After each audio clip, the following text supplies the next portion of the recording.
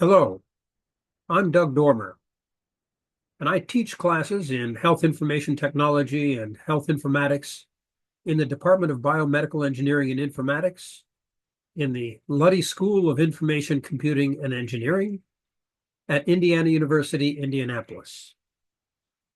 Last semester, I taught a class B641, The Business of Health Informatics, where, as we watched and prepared for and went through the presidential election, my class considered the question of the impact of the differences between Democratic and Republican healthcare policies on health information technology and health informatics.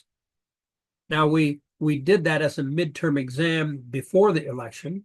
And then after the election, we turned around and we looked at what we'd written and said, does this provide any insight, particularly the recommendations we would make, regardless of who won the election? And we wrote a paper that you see here, the title of you see here, Students Consider the Impact of Democratic and Republican Healthcare Policies on Health Informatics and Health Information Technology. Now, we published that last week on December 29th on the ResearchGate website, and we've been thrilled by the response that that article has received, considering there was really no marketing of that other than posting on Facebook and LinkedIn and such. But one of the comments that our friend said to us is, I'm really not going to read that 16-page paper you guys wrote. How about you do a video or a podcast for us? Well, rather than a podcast, we're going to do it as a video, and that's what this is. So let's see what we can tell you about what we learned in our work last semester. I want to begin by recognizing my students. I had 45 students in the class. Every one of them contributed to this. You'll notice I've listed some of them as co-authors and some of them as contributors. Not to be too crass about it, but those that got the highest scores on their midterm exams, this paper, the individual components of this paper are listed as co-authors, and everybody is listed as a contributor. And indeed, they did contribute both to the original the content that from which I drew when I tried to summarize all of their work, but also in the ways they reviewed, participated in discussion, and reviewed the draft of this document that we published. By the way, I'll attach a link to that article in ResearchGate to the notes below this video. So if you do want to read the 16 pages, the full 16 pages, you'll have it available to you. Now, I want to be clear, both the video and the paper are not about politics of healthcare. We make no judgment about the merit of either Democratic or Republican policies. Our interest is in the impact of these diverging policies on health information technology and health informatics priorities, on funding, and on decision makers for HIT business managers. And we are interested particularly for this new group of students who are about to enter the marketplace as HIT professionals and the value we think they can bring to the marketplace. Now, not to bury the lead, let me jump right ahead a bit. We'll kind of work our way to this, but let me jump right away to the topic areas, the policy differences that we talked about, that my students identified through their individual papers. And here they are. I'm not going to read them out loud. You can see them. Pretty interesting assortment. We noted that there are many articles that talk about certainly the differences between Republican and Democratic policies. And there are even quite a few wonderful articles that talk about the differences between those policies with respect to healthcare. What we didn't find was a good set of articles or a good article that describes the effect for health information, for health information technology, for health informatics that are the result of those policy differences. So that's what we set out to try to do. Now, I want to tell you a little bit about the class, B641, the Business of Health Informatics. I think of it as having three separate tracks. The first track is, how do healthcare providers make money? And how do they then make the business decision to invest in HIT innovations? How do they prioritize things? The second thing, of course, we look at is it's not enough to know how things work today. And in fact, as they go to new employers, we don't think it's as likely that the employers will say, how do things work today? When they've been doing it all along. I think instead they'll want to do what we call number 2 here, look around the corner. What are the policies? What are the environmental, the infrastructure changes, the cultural changes, the healthcare demands, and what will the effect of those things be for health information technology? We think that's the place where our students really need to hone their skills. And of course, none of that matters if they can't make a compelling case, if they can't persuasively convince their stakeholders why their analysis of the problem, their suggested solution, their method for evaluating that solution, if they can't convince them that they have the highest priority for management, then they will fall short, even if they've accomplished what we see in steps 1 and 2. So those are the 3 steps, and you'll see some of that work through in this process, in this paper. So using one of the techniques we use, it's called SPIN, situation, problem, implication, and need. It's kind of one of those handy analytic models that you can find in a dozen different industries or different placements, from psychology and therapy and behavioral kinds of stuff to business sales books. My familiarity with this and where I draw it from is from a book by Neil Rackham called Spin Selling. And I've used it in my career as a peddler, as a sales executive, and I find that it has general applicability far beyond just that B2B sales kind of a role. And so I've adapted it and I use it, and you'll kind of get a sense of what by this this particular screen when I apply it and create the setup for the project that I gave, the assignment that I gave the students. The situation, well, and again, this is all fictional stuff to set up the scenario for the students to answer and to give me the responses that we were looking for. The situation is that we were 30 days out from the election, but we decided that the date for submitting a budget would be August 31st for the year 2025. We wanted that to be the case because I wanted the students to think about how would you identify the differences, and then how would you recommend what budget priorities you would have in the absence of knowing who's going to win the election. And then we revisited it after the election and said, how did those recommendations stand up? And we note that our imaginary health provider, like most, works on a very thin profit margin. And finally, of course, we noted that in this situational stuff, the background stuff, that Democrats and Republicans have very different views on healthcare policies that would have a significant effect on health informatics and health information technology. Now, the problem, distinct from the situation, the problem is that we don't know what the effect would be of either Democratic or Republican administration on health informatics or health information technology. Therefore, we don't know how we should adjust our plans or budget for 2025. The implications of that are significant. Whichever party wins, if we haven't adjusted our plans and our budget for their policies, we could be left scrambling, trying to align our goals, trying to align our staff, our technology investments, at the same time that other providers are scrambling to do exactly the same thing. So we viewed it as critically important to the success of our organization as a leader in the industry to be able to anticipate and at least make some safe bets about where we would plan regardless of who wins the election. And therefore, that means simply what we need is an analysis of Democratic and Republican healthcare policies, which allows us to anticipate the impact of each party's proposals. And then we need recommendations for budget priorities that will allow us to be best positioned regardless of which party wins. So this is the model we teach. We teach it for many different kinds of applications, and I tried to apply it in the setup for our questions for this midterm exam. The assignment itself was 1, summarize the Republican and Democratic health policies and highlight the differences. And as I say, there are a lot of great articles out there from great sources that can summarize those. So identifying the differences in the policies generally wasn't too hard. But the second part, for those major policies, describe what you think the impact would be for health informatics and HIT. And that was a more significant piece of work that my students really had to work through on their own.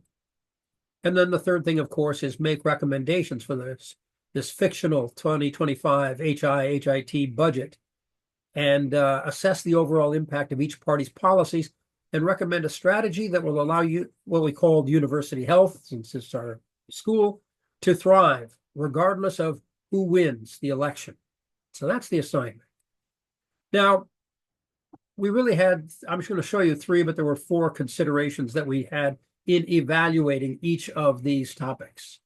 Here I'm saying the first one is to evaluate the effect on revenue, net income, and the service product mix, all of which indirectly drive available cash flow for health informatics, as well as the need for health informatics and health information technology.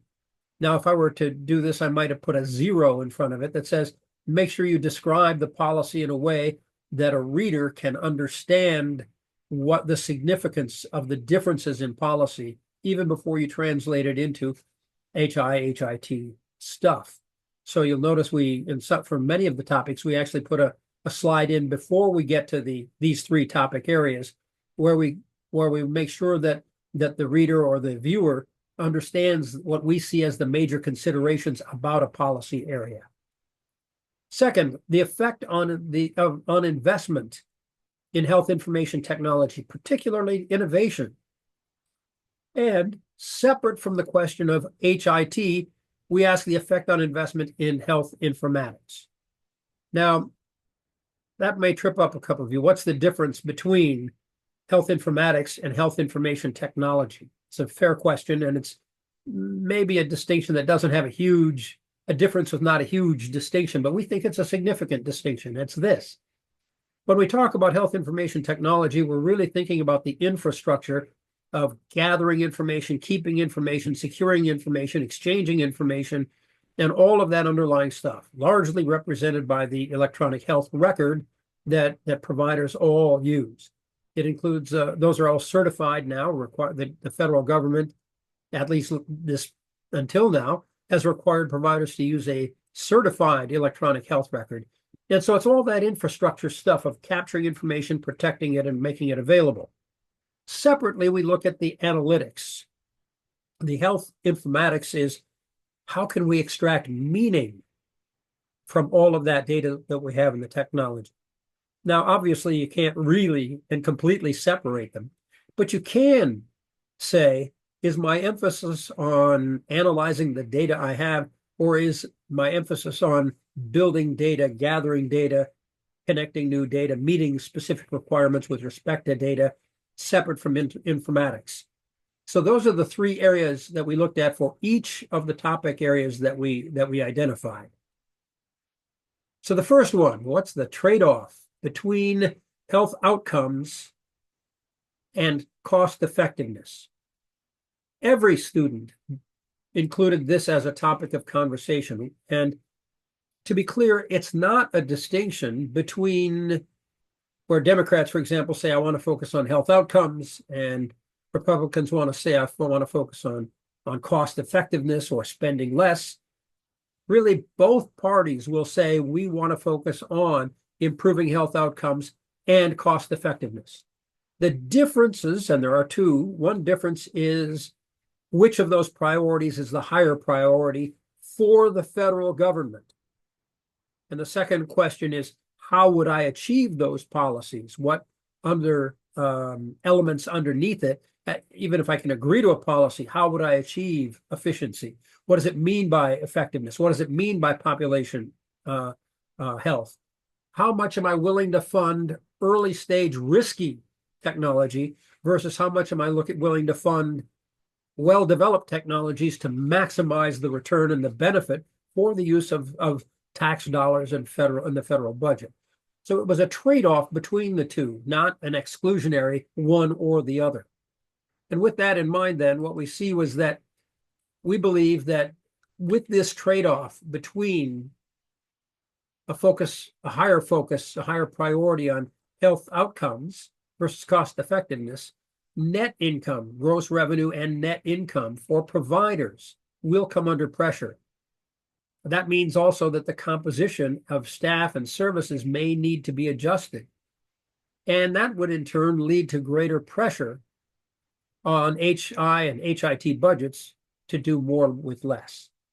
Now, no surprise here, but this theme will come up repeatedly. So it's not so much the question of, do we expect to see greater pressure on HI or HIT, particularly under a Republican administration compared to a Democratic administration?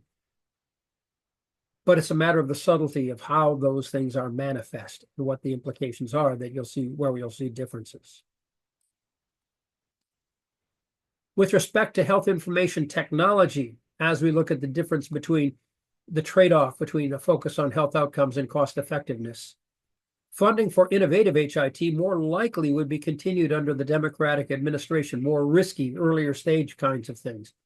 Whereas an increased focus on cost efficiency under the Republican administration kind of shifts that burden more to the states and to what's called the market, which we take to mean in commercial payers and insurers and employers, making a business case for the investment. So we think the funding will be less under a Republican administration than a Democratic administration for HIT initiatives. Now, similarly, the nature of those investments may shift also from a focus on cost effectiveness under Republican administration with a decreased focus on purely health outcomes. So it'll be interesting to see how things like health information exchange are funded and by whom and to what extent as we move into the next administration and into the next year. Now, having said that about health information technology from that narrow perspective, the class expects to see strong demand for health informatics and analytics tools, even if there is a difference in the questions that providers are trying to use. The ability to have analytics to understand the effects of their decisions and the effects of these policies, whatever the policies are, will remain strong. The next topic we talked about was the shift from federal mandates to state and market-driven priorities and incentives. And there's a lot of overlap with what we just discussed. But there are some differences. One of the most important differences is when you have federal mandates, every provider and every vendor knows across the nation what they're shooting at, what the requirements are, perhaps what the funding is. And if it were the Democratic administration continuing the work of the previous Biden administration, we would expect to see a continuity that would mean we'd have at least a 4-year runway for consistent priorities, consistent goals, consistent requirements, and hopefully consistent funding. Whereas if we see a shift to state level focus of funding and priorities and market-driven priorities and funding, we don't know. So that notion of confidence in the length of the runway leads perhaps, we think, to more innovation than the stasis which results when we say, I'm not sure either what the new priorities will be, nor am I sure how big a market they will be, since each state, each market niche might operate on its own. We don't have the same scale to build to, nor the same runway. Creates an interesting dilemma, that lack of, so a certain benefit is the expectation when you have federal mandates compared to of a consistent playing field compared to the state and market, which is a more fragmented kind of field on which to operate.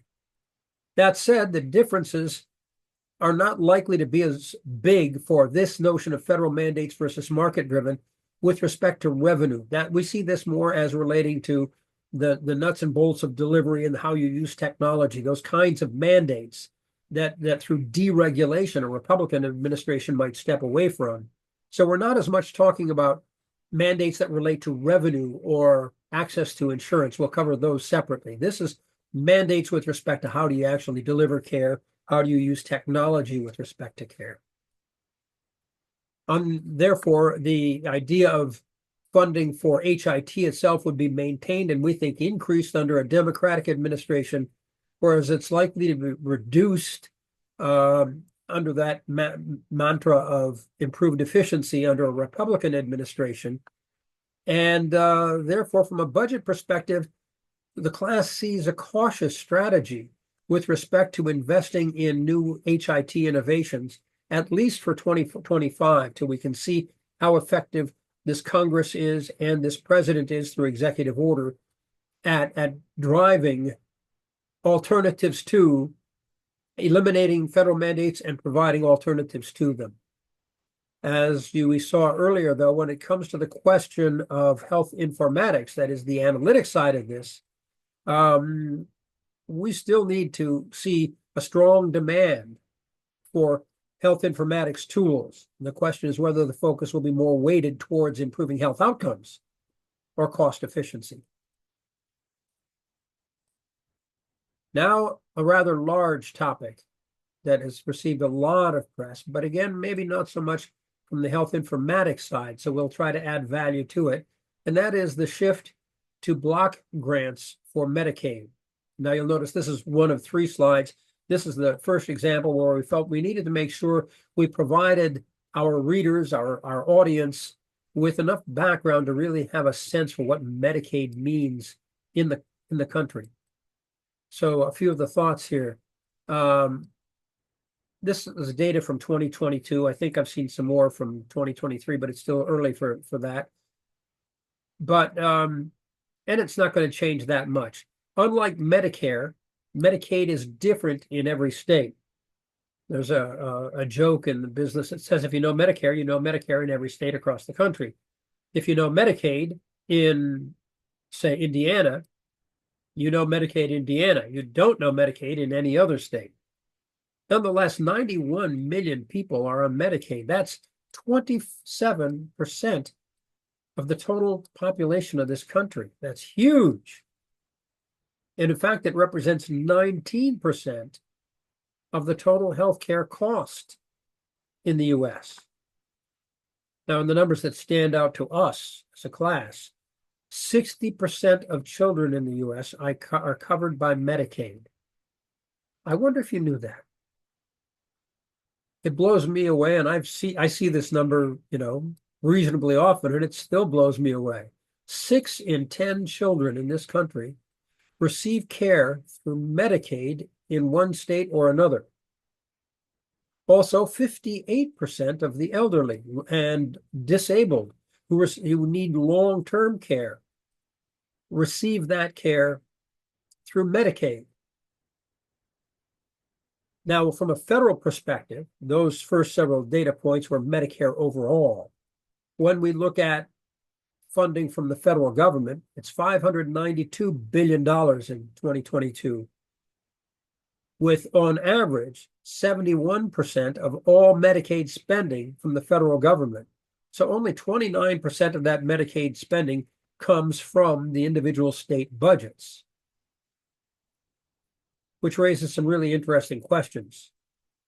If we see a cutback in federal funding as a result of shifting to block grants, how will states respond?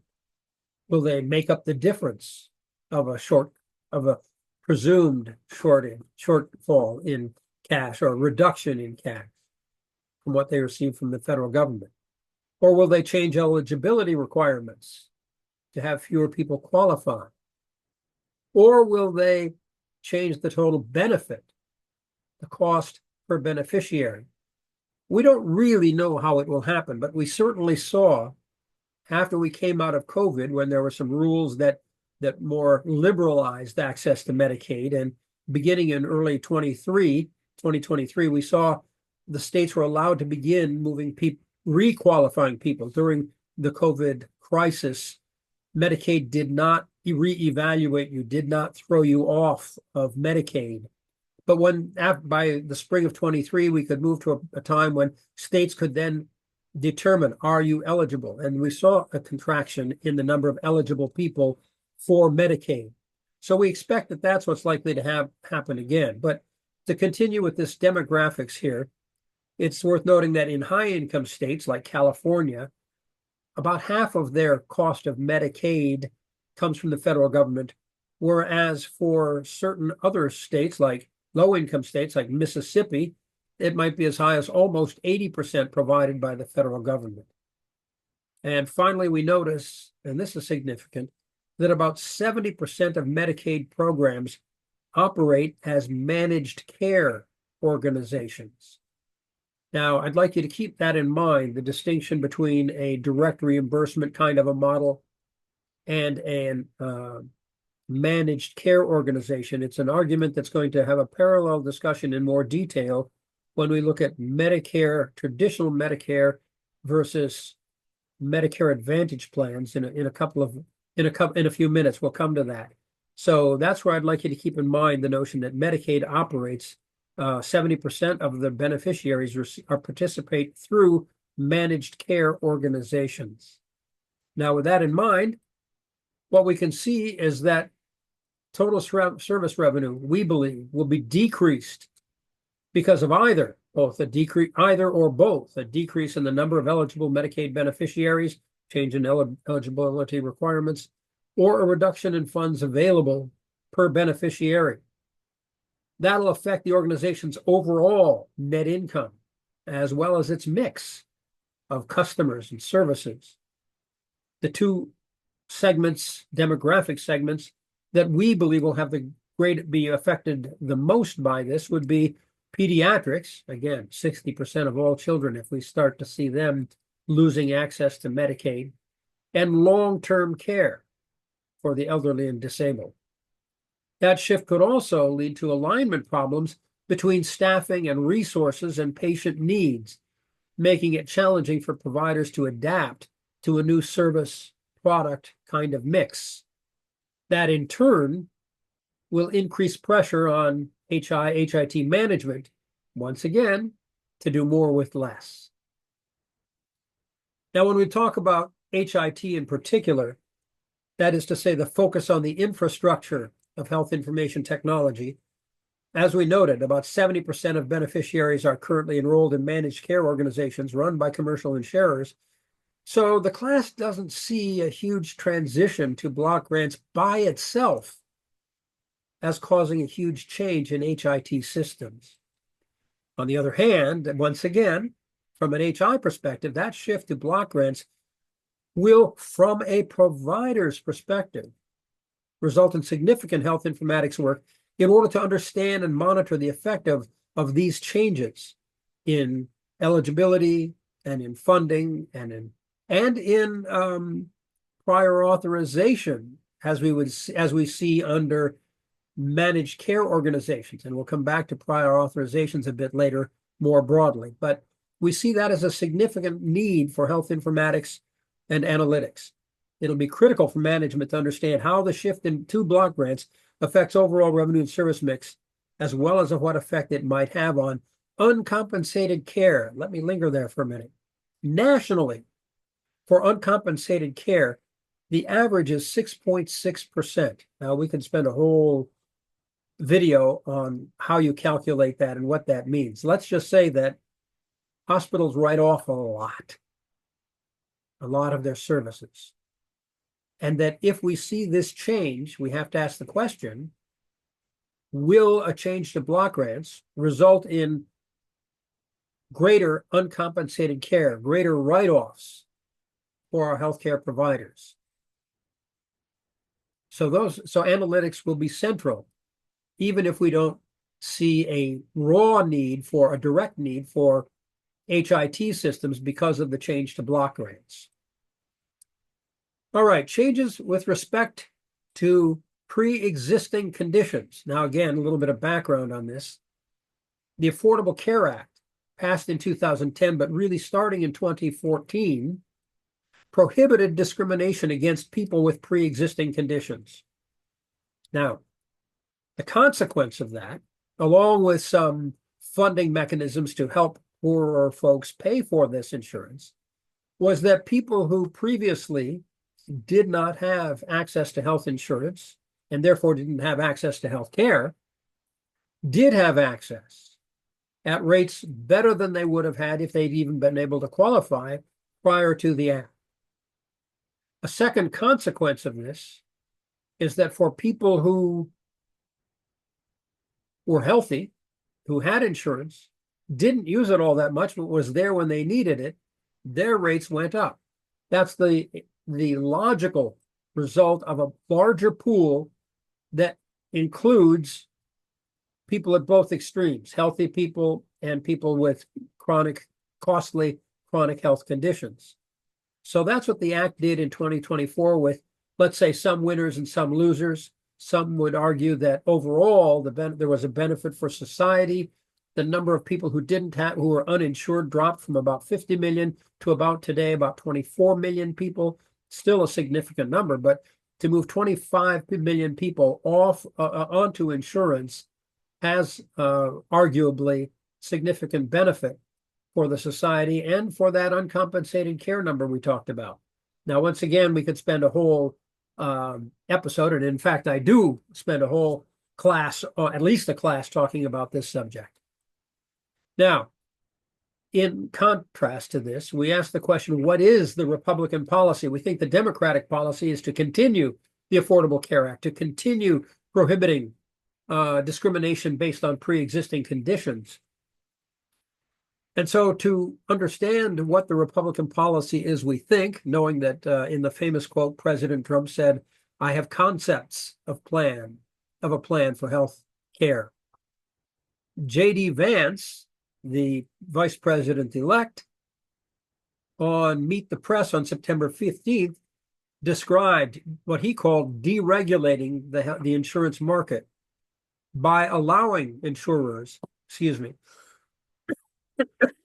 sorry, a bit of a tickle. I'll apologize now if I do that again through the course of this video. Consider that my universal, ubiquitous apology for coughing in your ear. J.D. Vance described deregulating the insurance market to allow different risk pools and different plans. In other words, essentially allowing the industry to again structure this in tiers, which effectively reverses the ACA policy so that those with higher costs, usually people with lower income, a higher, disproportionately large number of low income people with chronic conditions, will pay much higher costs for insurance than healthier people. Again, we're not here to argue the merit of it. We're here to ask the question, what's the effect? What is the policy? And then what's the effect of the policy? So here we're still talking about what is the policy. The cost of insurance for those with pre-existing conditions will go up, and therefore, many people will forego health insurance treatment, we believe. So the likely effect for providers could be a decrease in total revenue and an increase in uncompensated care. This will affect net income as well as the product service mix, with repercussions of a tighter business model, tighter business environment for HI and HIT. With respect to HIT itself, the effect might not be terribly significant. Simply changing insurance to reflect new pools or new rates, and to recognize that what's covered might be different under those plans, even if it changes the numbers of those eligibles, we don't think is likely to lead to a significant change in the underlying health information technology infrastructure or workflow.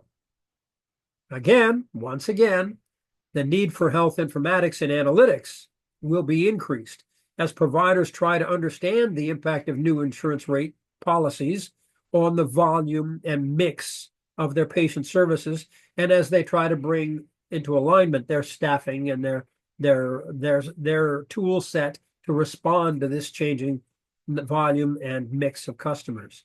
All, and along with all of the extending implications, particularly for HIT and health informatics. All right, making Medicare Advantage the default Medicare plan.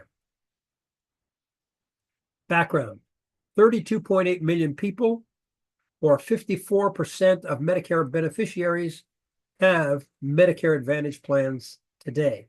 This is a 2024 data. The other was 2022. This is 2024. Two differences that should be noted between Medicare Advantage plans and original Medicare. Medicare Advantage plans try to keep you within their network of approved clinicians with whom they have contracts. That's the nature. We provide you a volume. It's just a good basic economic model. Medicare Advantage plans also have a much higher rate of requiring prior authorization for services and medications, while original Medicare doesn't require prior authorizations. So this is a question of medical necessity, where traditional Medicare essentially says we rely upon the physician to determine what is necessary and will pay them according to the rate schedule which we have published. Whereas Medicare Advantage says, nah, we're not so sure. We don't buy your medical necessity argument. And so there are a few implications. Number one, you may not be able to see the specialist that you need or want to see. You may not be able to get the specific medication that your doctor recommends because the formulary by the insurer says, we don't fund that one. We fund this one, A, C, D, and E. We don't fund A and B. And so there are some significant things. And from a provider's view, not only are there the differences and the risks that come from having to deliver care that is different than we understand evidence-based practice to warrant, there are differences. There's a challenge in how much time we spend having to appeal those initial rejections, having to negotiate, if you will, on behalf of our patient to get a pre-authorization. I would be shocked if anyone watching this video or reading our article hasn't heard of, 1-2 degree separation at most, someone who has struggled with this question of prior authorizations. So it is significant. And from a provider's view in particular, questions of risk for not being able to offer the service we believe needs to be offered or the medication we believe, and questions of resource drain. So I should also point out that there is a significant argument that insurers automatically deny certain services, claiming they don't have meet the medical necessity requirements.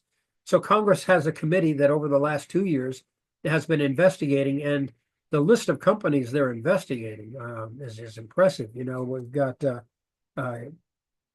Humana, United Healthcare, CVS, Cigna has a separate bunch of issues and lawsuits going on about their automatic rejections of claims, either as a pre-authorization or as a post-service delivery approval of the payment. So this is a tricky area, which is significant, and the effect is really significant. According to a report published in November of last year, of 24, 32 of the largest healthcare provider organizations have dropped participation in Medicare Advantage plans. My gosh. Think about that. If more than half the people are on Medicare Advantage and the major hospital organizations, major healthcare providers are saying, we'd rather forego providing service to half of the Medicare population than have to deal with Medicare Advantage. To me, that's a screaming yellow, red, whatever color you want, caution flag. It's a big deal. So that's the environmental stuff. So then we ask the question, if Congress, which they've said quite clearly, the Republican Party wants to shift to making Medicare Advantage the default Medicare plan, what are the consequences? Let's see what we could think they are. We think it'll have an uncertain impact on revenue. And we say that because we don't know the answers. Will more organizations drop participation from Medicare Advantage plans? Or will they be effectively forced to participate in Medicare Advantage or lose that entire demographic subset of their customer base? The class expects many more services will be subject to pre-authorizations that are typically not required under original Medicare, with high rates of denials and therefore all of the issues around prior authorizations. These changes will constitute barriers that will result in lower service revenue. with higher rates of uncompensated care, while likely having a big effect on the mix of services provided. By extension, that will have a big impact on health information technology and how we support this, particularly if we, well, let's go to the next one. I think I've got it right here. The other thing that will happen, we think, with respect to HIT directly is it may be a very strong opportunity if we see, and now we know we do see, the Republican administration, if they move to Medicare Advantage plans, the question will be, is there an opportunity to really use technology to improve that workflow around pre-authorizations or prior authorizations, or dispute payments, billing and submission, and all of those issues, that whole medical necessity question. But before it becomes a technology question, there's a business question, there's a political question. Will insurers be able to continue with the high rate of denials, at least initial denials that they have, or will the government, even if it moves to Medicare Advantage, will it change Medicare Advantage such that insurers are more liberal in their prior authorizations or in their payment of claims? So we think there's an opportunity for serious work in this case under the Republican administration, more than there might be, because it might not be as needed as much under a Democratic administration, where traditional Medicare still plays, even at 46% of the total population, at least a stable element. Nonetheless, we can't escape the fact that 32 of the major organizations have stepped away. That's not a canary in the coal mine. That's a whole flock of geese flying someplace that we can see visibly are making a decision that we will need to watch and react to. Finally, again, same old, same old. With respect to the need for improved health informatics tools, we think the need for analytics, if we shift to all Medicare, is hard to overestimate, particularly in the first year or two, as management will be watching closely to understand the financial and health outcome effects of such a shift. Abortion and transgender care came up, but none of our students were really comfortable putting it through our series of 3 questions. We observed that certainly for those providers for whom abortion or transgender care are central to their mission, it will have a huge impact on everything. And here we're dealing with that revenue question, that basic business question first. It'll have a big effect on the business, but we don't think it will have as big an impact if abortion is made illegal, if transgender care is denied. We don't think it'll have as big an effect for larger traditional multi-service healthcare providers. We think that there will be significant issues around risk for their providers. When are we crossing the line? What's our risk if we do? What's our risk if we don't? But those aren't technology questions. So we don't see it floating through to the technology side. We don't see it having a huge impact on revenue or net income, although that, with respect to that demographic, there would certainly be an effect on our customer mix. If people are leaving the state for abortion care, will they leave the state to receive other services? So there will be an effect, but we don't see it as having a direct effect on the decisions around health informatics and health information technology. With respect to diversity, equity, and inclusion, a couple of thoughts before we look at our observations.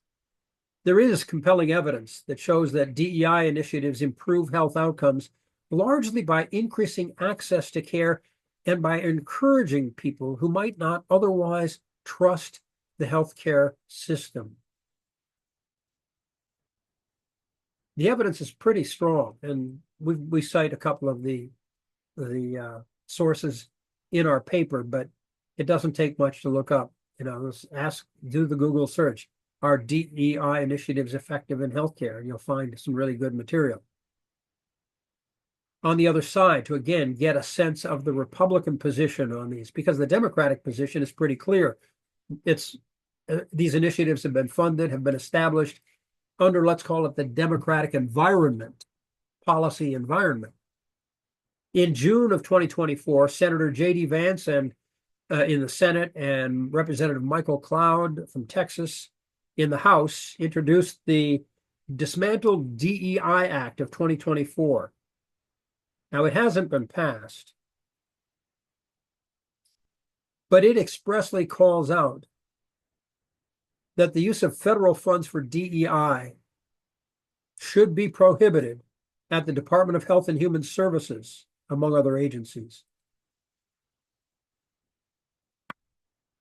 So whether it would happen as a result of Congress passing a law like this one, or whether it happens as a result of an executive order by the presidency or by the Department of Health and Human Services on behalf of the president, the distinction between Democratic and Republican policies couldn't be more clear. And as we say, but what about the states? Even if the federal government says we don't want to fund DEI initiatives, we can't help but notice that there have been over 100 bills that have been introduced. Not all have been passed, some are still in motion, in over 30 states that would prohibit DEI initiatives. And without getting into the politics of it, we note, and the literature discusses, that these policies are a part of the woke, anti-woke debate that is in the marketplace. So what do we draw from conclusions about this? Well, first, demographic policies would continue and expand DEI initiatives, leading people to seek healthcare services and particularly preventive care and the care for managing chronic conditions like diabetes.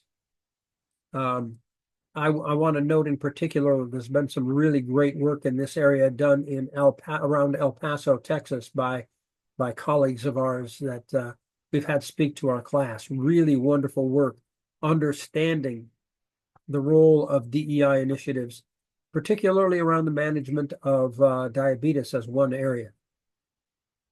Whereas the Republican policies will reduce revenue, decrease net profit by reducing that revenue, and have an effect on the service mix if we step away from diversity, equity, and inclusion. At least that's our view. So the question is, with the increasingly strong evidence that DEI initiatives improve health, will states and commercial insurers respond with other DEI-related incentives or funding? Well, given what we've just presented as the evidence that DEI is being rejected at the state level as well as the federal level, we don't see any evidence to think that either states or the market will fund such initiatives.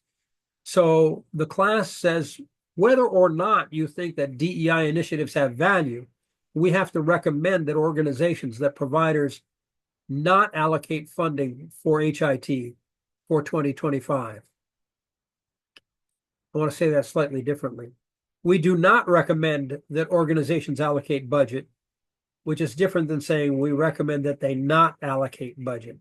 So we do not recommend it, not that we are recommending that you don't fund it. And again, with federal prohibitions and the absence of state and market incentives, the class doesn't see a way to budget for health informatics either, even if such analytics could provide useful information. So until we see a change or a shift, particularly around commercial payers who may see a value in their own self-interest, until that happens, we think we have to stay on the sidelines from a budget perspective with respect to health information technology as it relates to diversity, equity, and inclusion. Finally, we want to talk about the exposome, climate and social determinants of health. What do we mean by the exposome? Well, it's a term that's been around, I think, pretty much since at least around 2010. I've seen it. It's growing in significance. It means the sum of all environmental exposures that a person experiences throughout life and how those exposures affect health.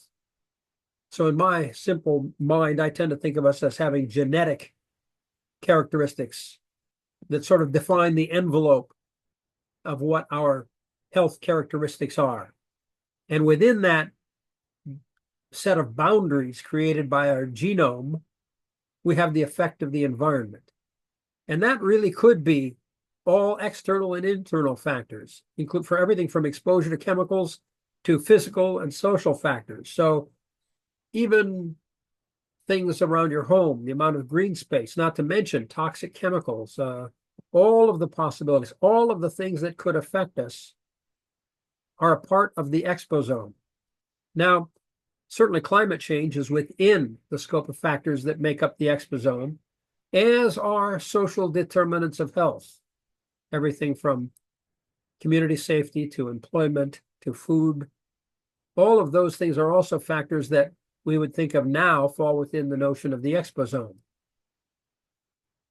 And while the relationship between the exposome and health is well established, which is to say, we know that where you live, the air you breathe, the sun you have, the social environment in which you live, we know that that has a significant impact on your health. On the other hand, the ability to measure those factors in a way that they can fit into health-related algorithms to say, to quantify what's the effect of pollution on health. How do we translate that to your individual health profile?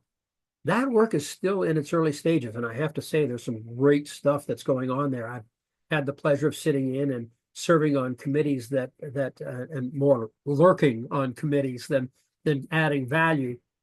It's still in its early stages. How do we get into the metrics? How do we factor in? How do we integrate measures of green space, measures of community safety into some kind of health algorithm that makes it more than just an association, that begins to get at the causality of how does it work? What can we do with this information? That's in its nascent stages. So what does that mean then? Well, it means that it hasn't been a topic of policy debate. I haven't seen any policies either way. We, as a class, couldn't find any, but we believe that Democratic policies would provide a greater funding than Republican policies, just from that notion of a willingness to be, more innovative, to take more risks, to do more early stage work, as opposed to a higher priority, going back to our very first topic, a higher priority on cost effectiveness. With that in mind, then what do we see as the results? Well, given that the exposome is not a part of healthcare as it's practiced today, we don't know how to fold it in yet empirically. And therefore, it's not likely to have a significant effect on revenue or net income or service mix for healthcare providers. Not really much of an effect at all on that dimension.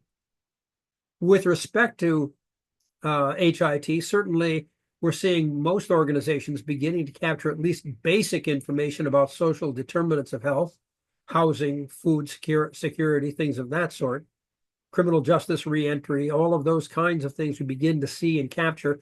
They're there, but we don't think that either a Democratic policy or a Republican policy will have a significant near-term effect on health information technology, the infrastructure, as it operates today with respect to the way healthcare service delivery is today. Now, that doesn't mean there won't be searching for funding from whatever source for academic institutions to pursue this work. And that may, in fact, be dried up as a result of the cost control measures and the deregulation at the federal government level.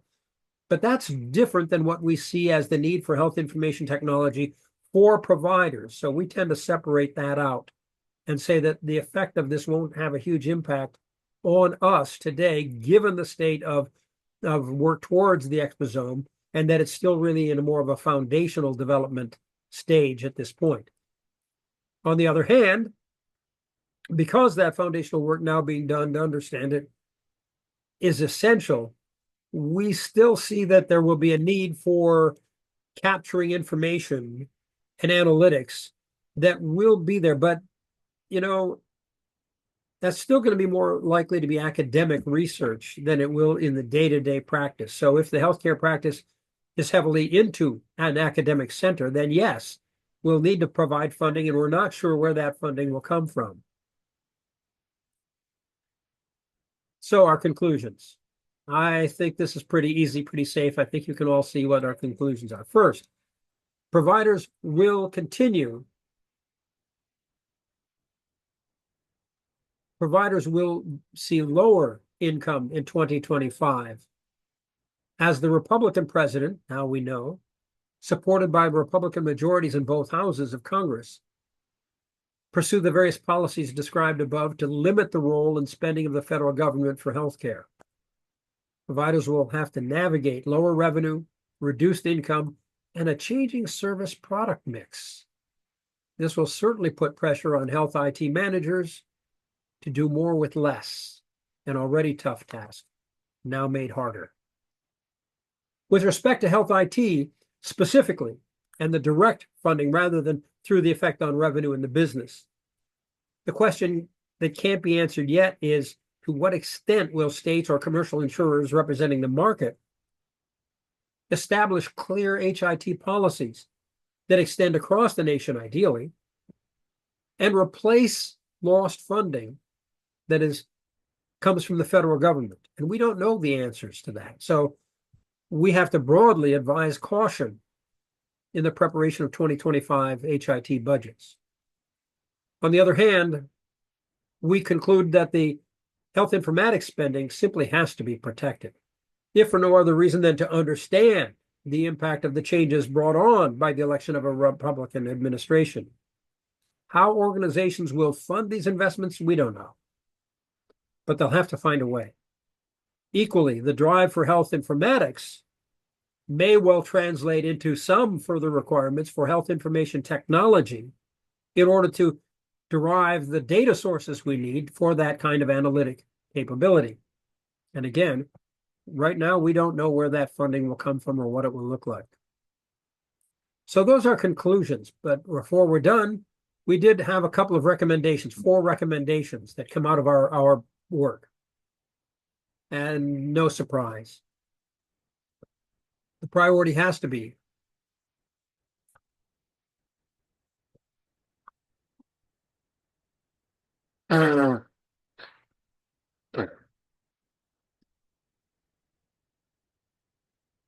sorry about that. The proposal has to be a focus on an investment in health informatics and analytics. Simply no choice. We don't need to go into it here. That's been a central theme throughout everything we've said. Second, something we haven't talked about, the learning health system. We need to have a focus on this model that has emerged in the last, 15 years in particular.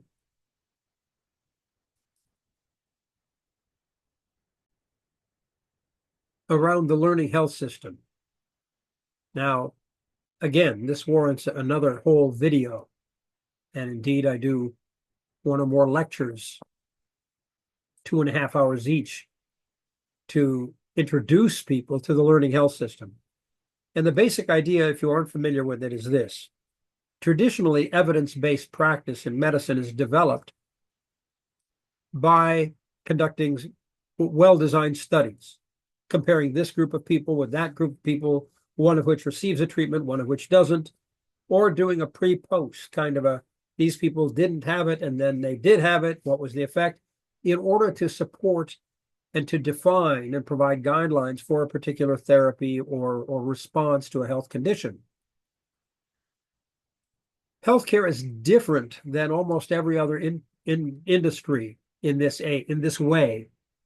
If you think about what you do online, whether it's simply using Google or certainly using Amazon or just about anything, they take the information from your interaction with them in order to glean information about who you are, what you need, what they might do to maximize the money they get from you or the attention they get from you. Healthcare doesn't really do that. We still rely on a traditional model of we'll do some research, we'll do a study, it'll be well controlled, we'll translate that into guidelines, and then we'll go forth and follow that guidance. That's the way evidence-based practice has largely traditionally been deployed. But we don't then say, can we glean information from the electronic health records to test and validate and take that experience and fold it into the evidence base? The learning health system is all about that second step, all about taking what actually happens over time in the real world, extracting the knowledge value from it, and feeding it back into the definition of evidence-based practice. We think that's an absolutely wonderful area that has to continue. And I'm certain I'll be posting some videos as we talk and develop that through my other classes as we go forward. The third area, interoperability and health information exchange. That's an interesting area. We worked around that subject on this paper. The present administration, going back all the way really to President Bush, who first proposed that by 2014, every person in the country should have an electronic health record, who then led the setup of the Office of the National Coordinator for Health Information Technology, really started us on this path. And then President Obama, who continued it in particular, and President Biden and certain of the legislation, things like the Cures Act, which was passed in 21st Century Cures Act, which was passed in December of 2016. All of these acts, all of these pieces promote the idea that when you see a doctor, when you go in, or when you want to simply have access to your information, you should have all of it, all about you, a longitudinal record across time and across location where you received healthcare services. It just makes sense. Now, we didn't notice whether anything in the policy work we looked up that said that the present policies would be continued or diminished. There is presently a wonderful initiative towards something called the National Health Information Network, sort of a fractal-like thing that builds from within an organization to aggregate and make sure you have a single record, to a community, to a region, to a nation, and to build all of that into a national health information network. Now, that's scheduled to continue in one of my classes on the health information exchange. We looked at where we are over the next several years as we continue that rollout. And we're not there yet. We don't know what the effect will be of a Republican policy. Will they change that timeline? Will they not see the value? Or will market-driven and state-driven initiatives say, yeah, we have to continue this and we want to see it funded, or it's far enough along that we can simply encourage it and it has enough critical mass momentum to finish on its own? We don't know. But we believe that every budget should focus on interoperability and health information exchange. One of the things we noted is that despite the requirements for certified electronic health records, despite the requirements for health information exchanges, organizations that facilitate this, there are still areas that need significant work, opportunities where there are barriers that are prohibiting the effective exchange and true interoperability of health information. And so we don't know what the policies will be, but we know that from an organizational point of view, speaking to providers, we simply have to focus on this and find a way to keep it as a priority for our own sake, as well as for the community and the population and the society as a whole. And finally, the role of artificial intelligence. Well, that almost goes without saying. Artificial intelligence is everywhere right now. Fascinating work being done. What we don't know in the next 4 years is whether that will shift from, again, more of a focus on innovative, risky learning around healthcare and health outcomes, and if so, how that will be funded, by whom, or whether it will be used to improve operational efficiency, maybe logistical stuff from inventories, maybe practical things like establishing the provenance of drugs as it moves through the supply chain, a significant area of work, or whether it'll be some new aspect that focuses more on operational efficiency than health outcomes. And from our view as technologists, I almost want to say, the more important thing is to have a foundation in artificial intelligence and be able to react to what the policies and the market does to use and to deploy those skills in artificial intelligence. So those are the 4 areas that we think are solid, regardless of, I would have said before the election, regardless of who wins the election. And we as a class said after the election, yeah, we still think these are the top 4 areas. By no means the only areas, but these are the necessary common areas as the pendulum swings between Republicans and Democrats, we think, over time. These 4 areas are the safe areas that a large institution, really any provider, needs to keep on their radar screen and let other things operate in a secondary way, in a more responsive way. But these are the core areas we think should be focused on from a health informatics, health information technology perspective. So that's our report. I will post a link in the comments so that you want to read the whole thing, all 16 pages. You're welcome to do so. We'd love to have it, but also love your comments along the way. Thank you, by the way, if you're still here, for watching all the way to the end. I will also say, shameless self-promoting here, beginning today, I will be teaching a consumer health informatics class, which is a fascinating time to do this because I was working as a vendor in consumer health informatics in 2016, during the whole time when President Trump entered the presidency in the first term. And so we'll be looking at it to ask questions. How can technology best support healthcare as a system as a whole, while also increasing the focus on empowering the consumer, the patient as a consumer, as we see in every other aspect of our lives? So I think it's going to be some really interesting stuff. Now, I'm not going to publish those lectures for my graduate students online for the general public, but I will probably put out some videos and articles, perhaps, about that topic that are intended for a broader audience. So if you'd like to receive notifications when those articles or videos are made available, particularly around consumer health informatics, but also a couple of other areas that are my interest, then please send me a note at ddormer@iu.edu, and I'll add you to my list and let you know what's going on. And with that, thank you again for sticking with us, and we wish you well on your own individual health journey. Goodbye.